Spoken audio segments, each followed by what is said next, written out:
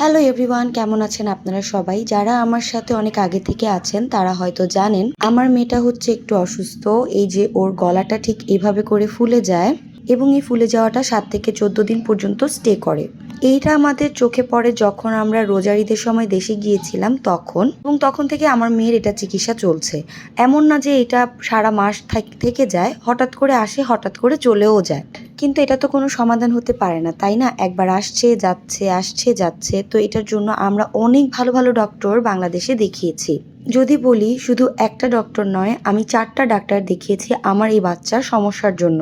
প্রথম ডাক্তার বলেছিল ওর এটা ফোড়া হয়েছে এবং এটার অপারেশন করতে হবে, এবং এই অপারেশনটা প্রপার ওকে সেন্সলেস করে তারপর করা হবে। আর এটা শোনার পর মা হিসাবে আমি অনেক ভেঙে পড়েছিলাম। তো তখন আমাকে অনেকেই বলেছিল যে একজনের কথাতে অপারেশন করাবা, আরও কয়েকটা ডাক্তার দেখাও, অ্যাটলিস্ট আরেকটা ডক্টর দেখাও। আরেকটা ডাক্তার দেখানোর পর সেই ডাক্তার আমাকে বলে ওর এটা গলগণ্ড হয়েছে, এটারও অপারেশনই লাগবে। এরপর আমি তার থেকেও ভালো একটা ডাক্তার দেখাই। ধরেন আমাদের এই দেশের হাই ক্লাসের মধ্যে যদি কোনো ডক্টর থাকে তাদের মধ্যে একজনকে আমি ওকে দেখিয়েছি, সে বলেছে এখানে ওর সিস্ট হয়েছে। তো আমি যেহেতু একই সমস্যার জন্য ৪টা ডাক্তার দেখিয়েছি, আমাকে ৪টা ডাক্তার ৪টা রোগের নাম বলে দিয়েছে। এমন না যে একটা ডাক্তারের সাথে আরেকটা ডাক্তারের মিল খুঁজে পাচ্ছি, তো আমি ধরে নিতে পারবো যে ওর এই সমস্যাটা হয়েছে। কারো সাথে কোনো মিল খুঁজে পাচ্ছি না রোগটার। এই একটা কারণ আমাকে পুরোপুরি ভেঙে দিয়েছে এবং আমাকে মানসিকভাবে আরও বেশি দুর্বল করে দিয়েছে যে আমার বাচ্চাটার এমন কি হয়েছে যে রোগ ৪জন ৪টা বলছে, একটা ডাক্তারের সাথে আরেকটা ডাক্তারের কথার কোনো মিল পাচ্ছি না। কিন্তু শুধু ৪টা ডাক্তারের একটা কথাতেই মিল আছে যে এটার একটা অপারেশন লাগবে। এখন আপনি আপনার বাচ্চাকে এরকম একটা অপারেশন থিয়েটারে দিবেন, আপনি ঠিক করে জানেনই না তার রোগটার নাম কি, তার সমস্যাটা কি, অথবা তার এটা কেন হচ্ছে। এমনও কিছু সময় যায় যে ও ওষুধ না খেয়ে একা একাই ঠিক হয়ে যায়, কারণ আমি বিরক্ত হয়ে মাঝে মাঝে ওষুধ খাওয়াই না।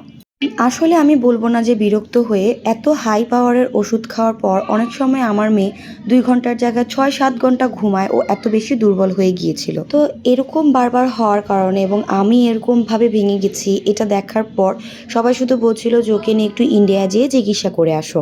তো আমরা আসলে ওর জন্য ইন্ডিয়ার ভিসার জন্য অ্যাপ্লাই করেছি। যদি আমরা ভিসা পাই হয়তো আমরা ইন্ডিয়া নিয়ে যেয়ে ওকে চিকিৎসা করাবো। কিন্তু কথা হচ্ছে, দেখেন আমাদের বাংলাদেশের যে চিকিৎসার অবস্থা, আমি এত ভালো ভালো ডক্টর দেখিয়েছি যাদের ভিজিটই হচ্ছে প্রায় ৩,০০০, ২,৫০০, ৪,০০০ এমন।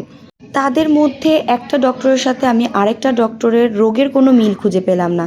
যদি এমন হতো ২টা ডক্টর সেম কথা বলছে, তাও আমি বুঝে নিতাম যে আমার মেয়ের এই সমস্যাটাই হয়েছে।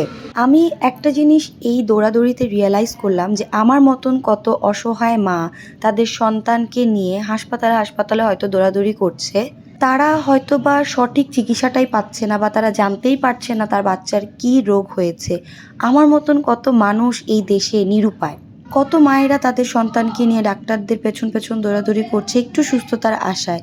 ভালো ডক্টর দেখানোর তো একটাই কারণ যে আমার বাচ্চাটা সুস্থ হয়ে যাবে। শুধু আমি না, আমি প্রতিটা মার কথা বলছি যারা আমার মতন এরকম দৌড়াদৌড়ি করছে, ভুগছে, ভোগান্তির শিকার হচ্ছে এই বাংলাদেশের চিকিৎসা ব্যবস্থার জন্য। ডক্টররা ঠিক করে রোগ ধরতে পারে না, সেই জন্য।